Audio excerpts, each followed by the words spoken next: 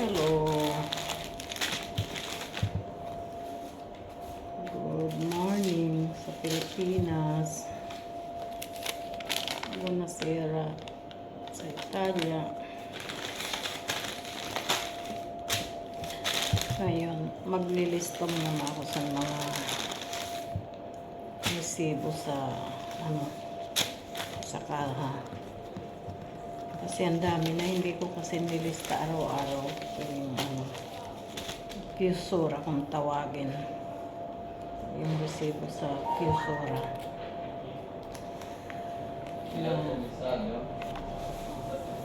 Si Piso di si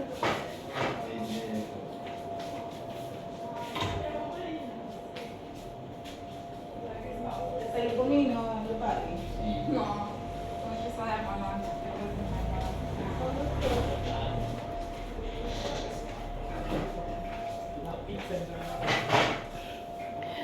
Hindi ko kasi yung nilista araw-araw kasi tamad ako. Iniipon ko muna bago ko ilista.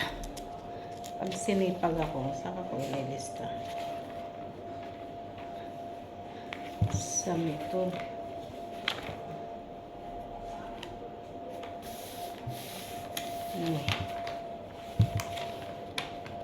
Bali, 2 buwan pala.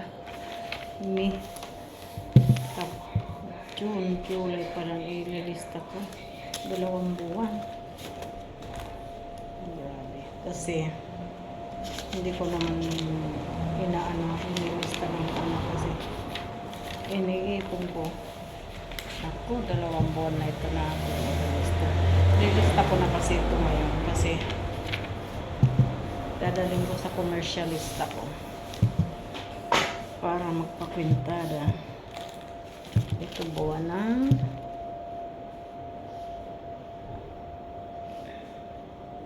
May. Ito buwan ng May.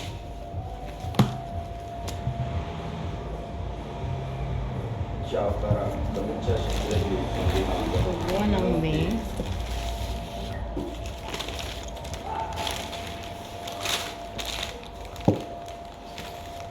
Saan kaya yung clip na iuwi ko siguro sa bahay?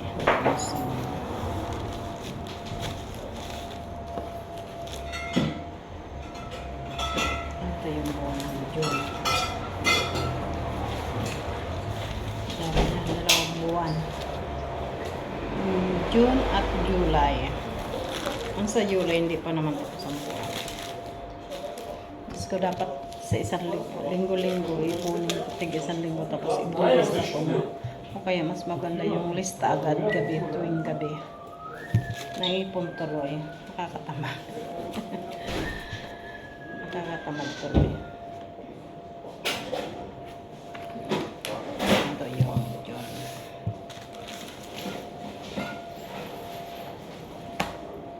June 1. June 2. Cosa solo birra? Sì, quando Gianluca? Magde-deliver siya. Yung customer namin dyan sa sa ang init. C'è quello fissato che c'è per la macchina presa. Sili ang electric pan.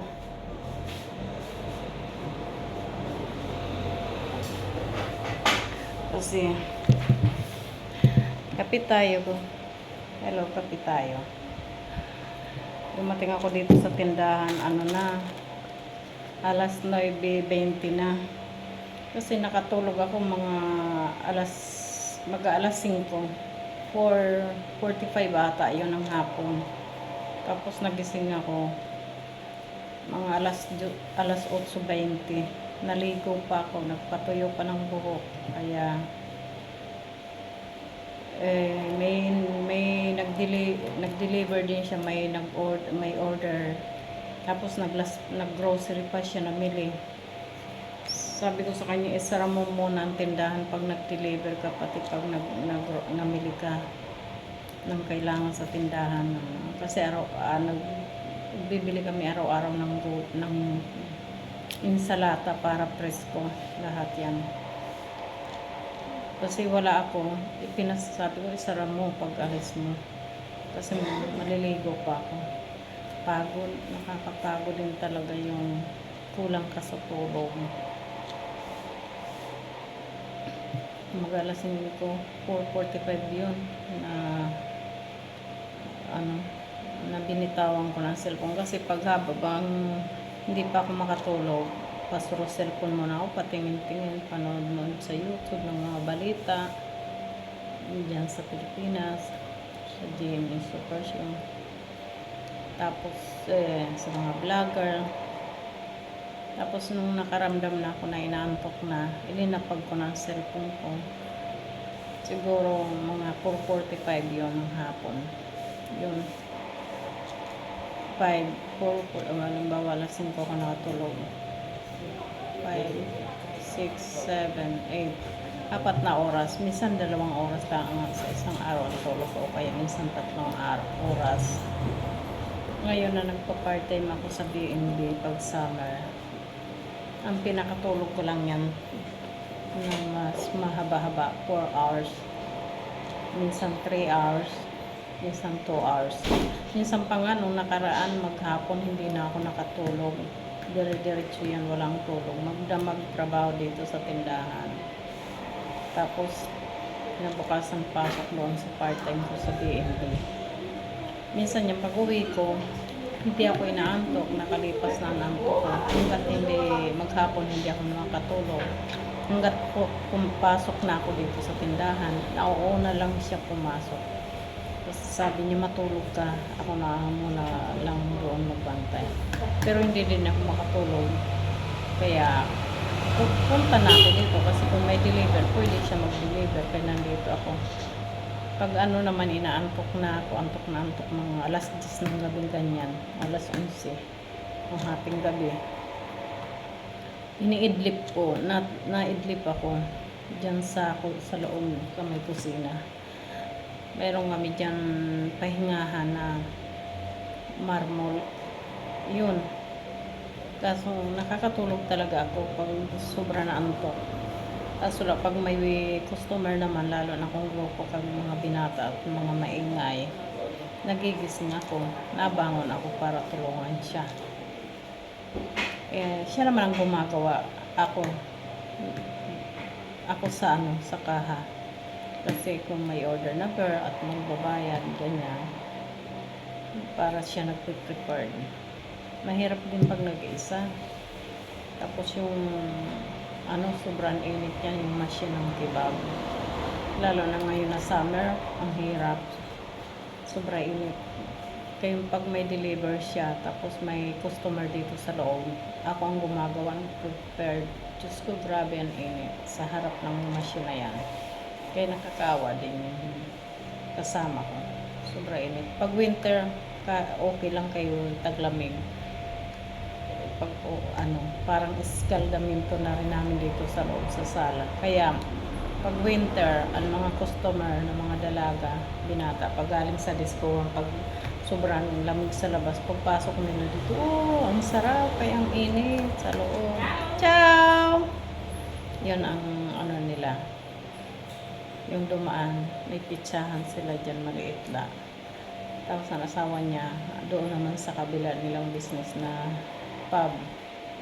Puno lagi yan ng tao, mga customer din. Yung dumana yun na naging sa chow sa akin. Dito siya sa pizzahan nila. Minsan bumibili yan dito. Customer din namin. Madalas yan bumili ng kebab. Kape tayo.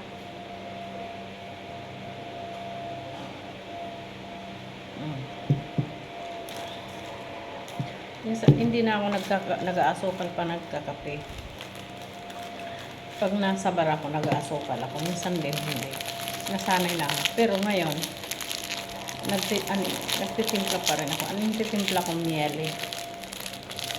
Miele kasi, nung nakaraan, inuubo ko na yung pag, ko sa trabaho ko sa part-time, B&B. Ang lamig-lamig doon, may aircon, ang lakas ng aircon. Uminom ako ng juice bago ako bumaba. Kasi nauuhaw ako. Paglabas ko sobrang init, mga alauna na ng hapon. Kaya tuloy, kinabukasan masakit na lalamunan ko kag inuubo-ubo na ako. Yun, kain tayo. Ito, hapunan, merienda hapunan. Kumain kami bago natulog. Nagluto siya ng giniling na karne at saka yung piyadina na sa kanila.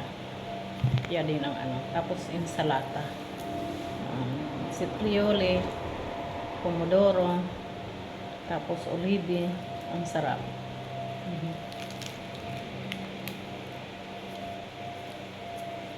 Kanina pa sana ako susulat nito dito sa sala. Pwede din naman sa kusina, kaso lang init.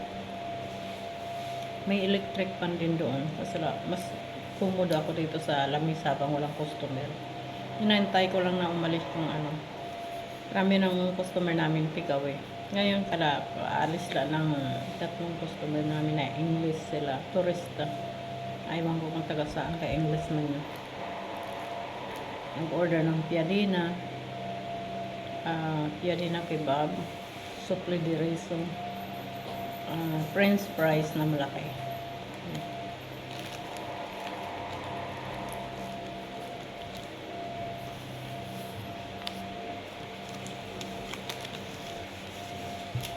Kaya ako nagkakape. Mahilig talaga magkape, lalo na pag taglamig. Sa magdamag yan, minsan 3-4 ako magkape. So, pagdating lang namin dito, magkakape na ako patapos ng namin prepared sa tindahan. Tapos pag-ating kami, magkape naman ako niyan. Tapos minsan alas 3 o alas 2, kape ulit. Kaya minsan alas 4. Yan.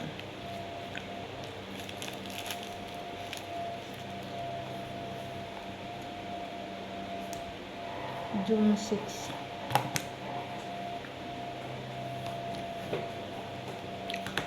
Ito yung resibo ng sakaha. Pagdating ng midnight, 12:30 ganyan, inaano na namin ang resibo. Kung tawagin sa Italia, chiusura resibuta. Yung sa atin pa, yung resibo na close, pang close na resibo ng last resibo. Yung andyan lahat ang kinita sa hapon kung sa araw ka bukas. Pero hindi naman namin naano lahat ang resibo, naano ng resibo. May mga customer din kami sasabihin nila, wag na resibuhan. Pag ako, ganyan. Kasi alam nila bawat resibo, automatic yun, may tax na kinakain. Tapos yung mga iba nagbabayad din sa my post, yung sa Bangkomat. Automatic din yun. Kung magkano binili nila, may kaltas agad yun, automatic din, may tax yun.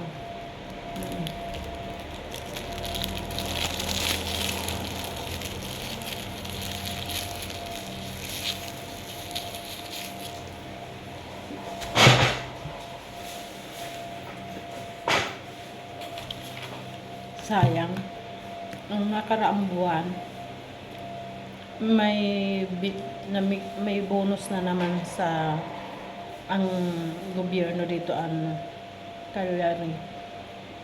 Buong Italia yata yun. May bonus na naman sa tubig, yung may sa resibo ng tubig. Hindi ko na minsan nag-appear yun sa Facebook ko. Gusto ko itanong sa nakalimutan ko, palibasa nga tulog kami pag-araw. Gusto ko pumunta sana sa patronato para itanong. Malaki din yung sayang. Lalo pa na sa apartment namin, pangalan ko tubig, ilaw, kasi pangalan ko din ang kontrata ng bahay. Dito sa tindahan, pangalan ko rin, tubig, ilaw, pangalan ko kasi lahat din to. Yan. Sayang, nag-expire na. Nung isang araw ko lang nalaman.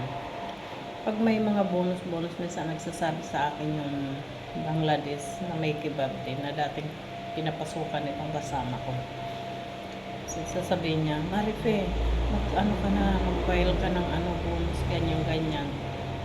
Sinabi sa akin isang araw, nakapag-file kami, sabi ko, wala. Sabi ko, mayroon pa ba? Sabi ko, wala na. Nung June, expire na yun. Kaya sayang. Kailangan talaga magbe-verify buwan-buwan kung ano ang mayroong bonus. Di ba?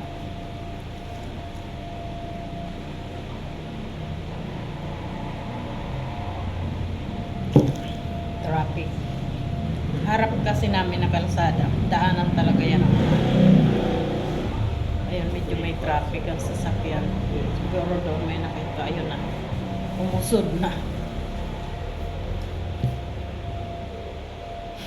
Minsan hindi din naman kami nag-iingat din kami sa resibo kasi sasabihin, lalo na pagdating na ng ating gabi. Minsan hindi mo alam sa labas, kumwari customer patingin-tingin, naka-civilian lang, yun pala, dalawang persona yan. Yun pala, inspector yan. Tapos minsan pa nga, yung isang kababayan, itong kasama ko, may kebab din doon.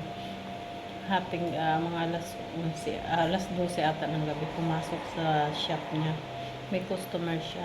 Ay dito, pagdating alas 12, dapat hindi na magbenta ng beer. Beer lang naman ang paninda namin, wala kaming hard. Kaya, pag may pumasok na mga pulis na uniform pa inspector, hinihingihan siya daw kami. May pumasok na customer, bumibiling beer, binintahan pa niya. Tapos hindi pa siya nag-resibo. Tuloy, nagmulta siyang 5,000 euro. So, sayang, di ba? Mahigpit dito. Hindi basta-basta talaga magbukas ng mahirap. Hindi talaga basta-basta magbukas ng business. Maganda talaga yung regular, di ba? Kaya, minsan mga kakilala namin, awa naman ng Diyos, marami naman kami mga customer na sa gabi hating gabi, ang dating mga kakain, mga galing sa trabaho, sa restaurant, pizzahan, sa mga kung saan na party na trabaho nila mga restaurant. Suki na ba namin? Hindi ito lagi na sabi nila, wag na, basta ako, basta kami, pero hindi. Sabi ko din sa kanila, hindi pwede kasi alam niyo ba, minsan paglabas niyo dyan, nandyan may nakatayo, yung pala inspector, harangin na lang kayo, hingian kayo ng resibo. O kaya sa akin papasok, saan ang resibo niyo? O kaya lalo na kung butilang binili niyo order. Mamumultahan ako. Mamumulta ako. Mahinayang ako sa tax na kinartas doon sa resibo. Mas mahinayang ako sa multa. Kasi mas malaki yun, di ba? Yun ang nakakaano. Kaya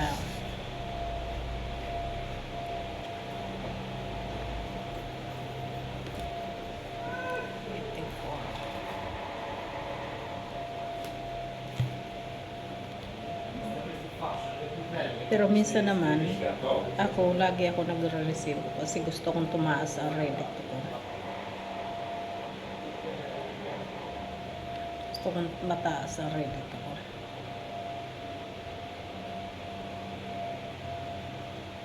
Kailangan ko yung mataas sa Reddit ko. Kukuha lang akong pangdaang sa resibo. Nasaan kaya ang ko? Siguro sa dagang ko ang resibo kay linilipan ng Marami akong clip na iuwi ko siguro sa bahay doon inuwi ko kasi sa bahay may bag akong naglalagyan ng mga dokumento sa tindahan. Ngayon, inuwi ko sa bahay. Ipa-xerox ko nga pala yun. Kasi ang xerox lang ilalagay ko dito. Kasi natatakot ako baka mamaya sabi ko, biglang mapasok ang tindahan pag wala kami close. O kaya yung asunog. Marami na mamasok ng tindahan ng mga nanakaw. Baka akala nila may pera. Importante sa akin yung mga resita. Mga dokumento ng ng tindahan.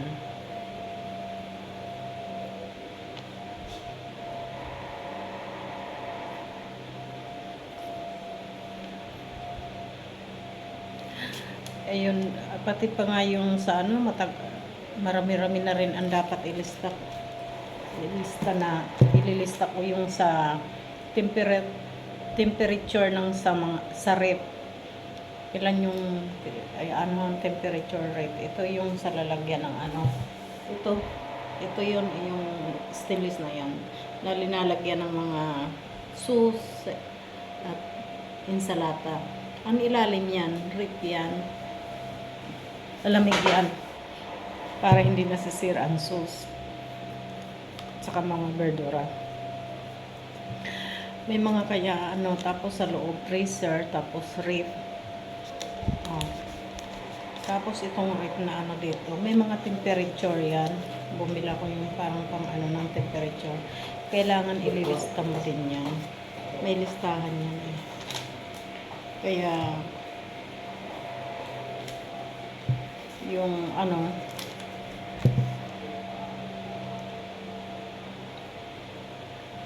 kasi para pag may pumasok sa inspector, lalo na yung sa freezer, nalalagyan ng mga karne, kag mga iba pang klaseng items na paninda yung mga pagkain. Tapos i-check ko yan bukas kasi kahit bagong nag-order kasi kami Lunes ng umaga. Bago kami magsara na Lunes ng umaga, magsisend na kaming message doon sa number ng WhatsApp ng Magatsino kung saan kami nag-order ng karne, mga soft drinks. Isisend lang namin magme-message kami sa WhatsApp. Tapos i-deliver yan sa amin na tanghali na Lunes. Tapos minsan naman 3 beses kami mag-order sa isang linggo. Pero ngayon, 2 beses lang. Tapos sunod naman yan Huwebes. Yan, ang order namin. Kaya may i-check ko yan bukas yung mga expire ng bawat supot ng pagkain, yung mga katulad ng mga samosa la carne, samosa verdura, 2 klase yan, imbultini, supli de riso mozzarella sa isang grocery namin yung binibili sa Metro. Diyan sa Metro, hindi ka pwede dyan mamili kapag hindi ka naka-member. Pag wala kang partita iban, ganyan. Partita iba, may iba yan, iban. Tapos, kahit mga bagong deliver yan, kailangan mo i-check kung hindi expired. Kasi once na may expire na nakita sa loob ng ring, ang inspector, masasara ang tindahan mo at magmulta ka pa ng malaki. Ganyan. Masasara yan ng mga 1 month, ganyan. Kaya mahirap talaga, hindi basta-basta. Pero it's okay, naka-experience tayo dito sa magbukas ng business sa ibang bansa, diba? Tingnan mo, hindi ka pwede mag-music sa loob ng tindahan kapag wala kang ang tawag nito, certificate, perabiso kung tawagin dito. Hindi ka pwede maglagay ng lamisa sa harap ng tindahan mo kung wala kang perabiso, wala kang request sa komune, wala kang perabiso sa komune. Abiso kung tawagin dito, perabiso kung sano, parang sa atin tawag nito, yung wala kang request na sa komune.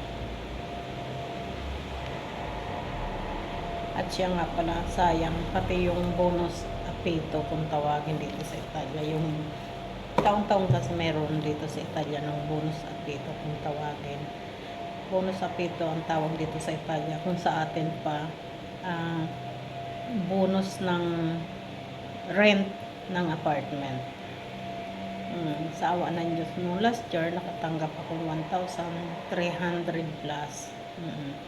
Ngayon hindi ako nakatanggap kasi hindi ako nakapag-request. Ang start pala niya November hanggang December 10 lang yata yun. Ay nakalimutan ko. Nag-try ako mag-request January na. Hindi na ako kay close na.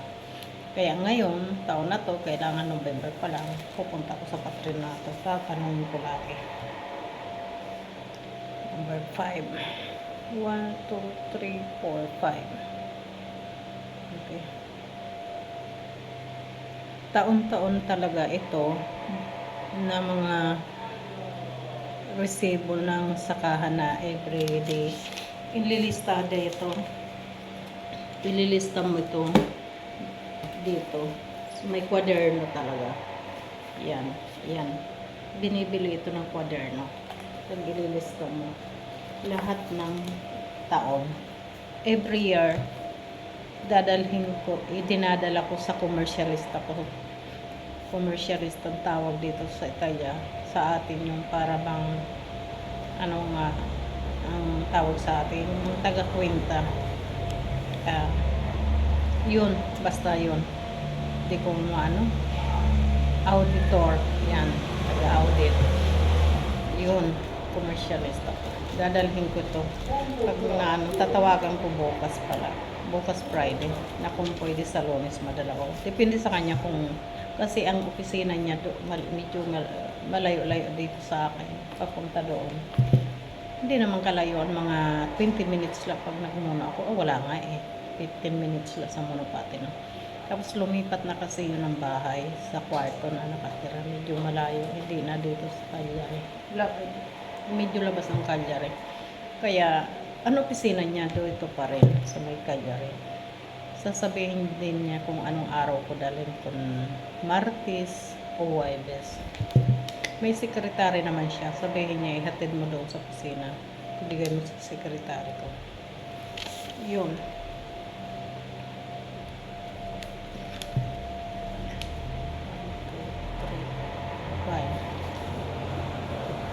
Number 5 ko.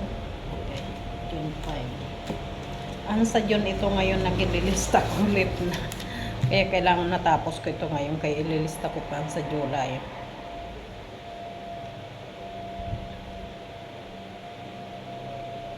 Pag nailista ko na lahat ito, gagawin ko ng araw-araw iglilista. Ang hirap pala pag naipon, nakakatamad. Di ba? Tuwing nag-aano ng resibo sa kaha, ililista ko na para hindi naiipon. Tapos itong mga resibo, pag samasamahin ko to, ilalagay, bawat buwan may nakaklip lahat yan, yung isang ganyan. Kaso lang clip ko, wala.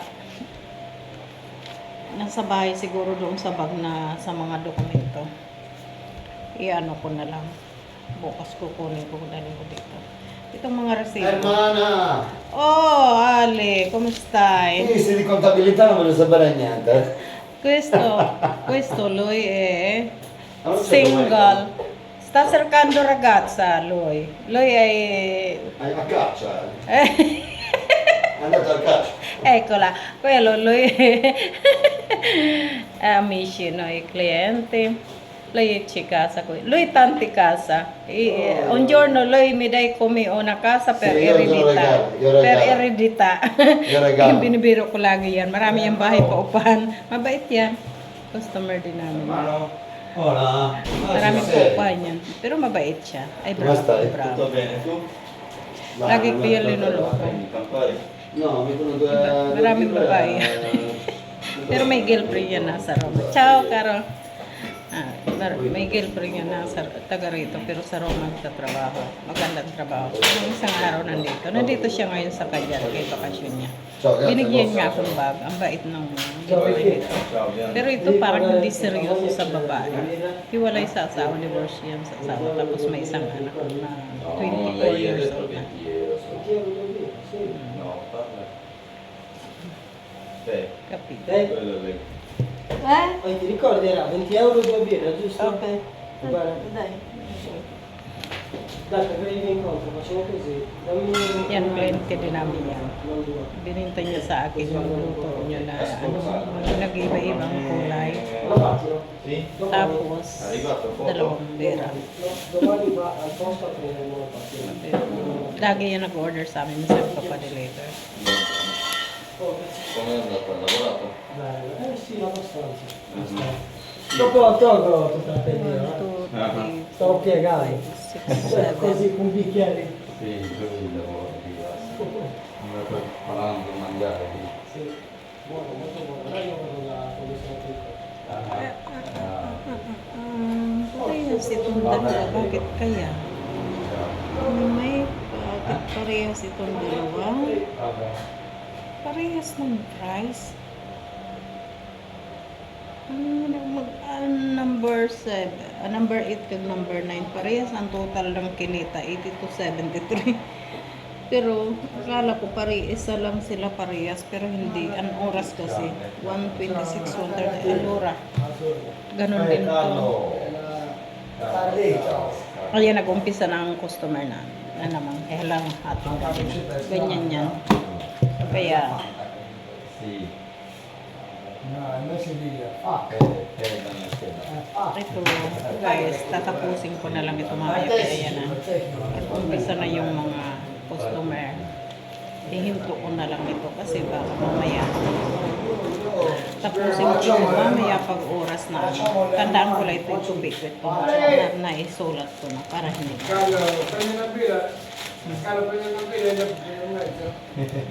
yan.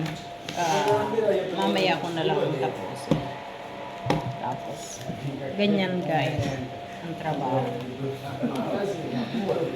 Tapos yung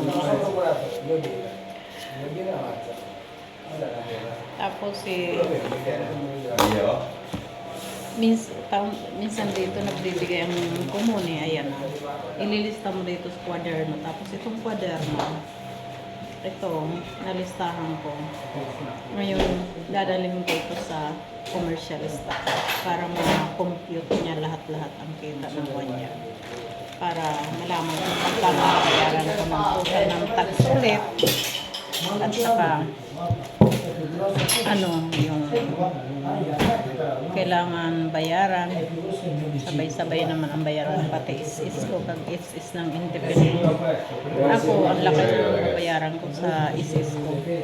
EMS, kung tawagin dito is sa atin pa. Tapos yung kasama ko, independent siya, hindi trabahador ko. Kasi nakakontrata siya sa akin. Ako kasi ang may-ari nito. Tapos nakakontrata siya sa akin ng 4 hours araw-araw na trabaho siya. Pero hindi naman ends niya, buwan-buwan talaga may sa Bustapago dumarating yan. May taga-compute ako. Yung bukod na gumagawa ng Bustapago niya, binabayaran ko ng 25 euro a month. Bawat Bustapaga na dinadala dito. Pagdala ng Bustapaga niya buwan-buwan, binabayaran ko ng 25 euro. Tapos minsan ang Bustapaga niya sa isang buwan, minsan na 100 plus, minsan 300. Depende. Kaya buwan-buwan ang iya-ins. Pero kailangan mabayaran niya talaga. Lalo na sa akin kasi para hindi maapektuhan bilang araw pag nag-pension ako.